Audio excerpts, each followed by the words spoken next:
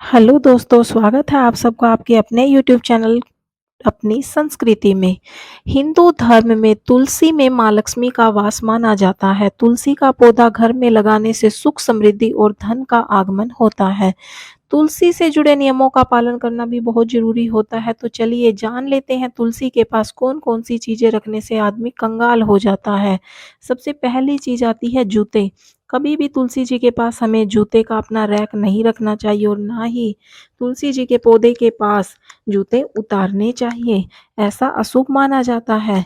दूसरी चीज़ आती है झाड़ू। जी हाँ, झाड़ू घर की गंदगी को साफ करती है, इसलिए झाड़ू को तुलसी के पास नहीं रखना चाहिए, इससे घर में दरिद्रता का वास होता है। अब जान लीजिए तीसरी चीज़ है गणेश जी। वास्तुशास्त्र के अनुसार तुलसी के पौधे के पास कभी भी गणेश जी को नहीं रखना चाहिए, क्योंकि शास्त्रों में तुलसी के श्राप की वजह से ही गणेश जी की पूजा में तुलसी का इस्तेमाल नहीं किया जाता, इसलिए तुलसी के पौधे के पास गणेश जी की मूर्ति ना रखें। तुलसी जी के पास कुछ और चीज़ें भी वर्जित हैं, उसमें आता है कांटेदार पौधे। जी हाँ, बहुत सारे लोग अपने घर में कांटेदार पौधे लगाने का शौक रखते हैं, लेकिन तुलसी जी के पास उनको कभी भूल कर भी ना रखें, इससे घर में नकारात्मक शक्तियाँ वास करती हैं।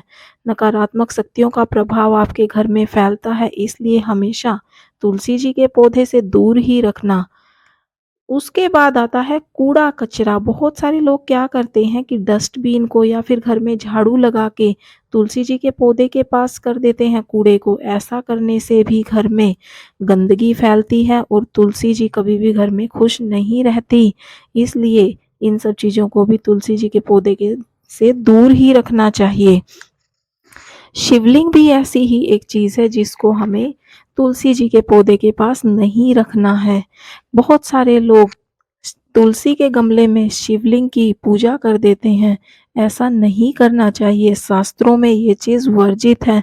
जी हाँ, जो भी बातें मैंने आपको बताई हैं वो प्रमाणित बातें हैं, इसलिए इनका बहुत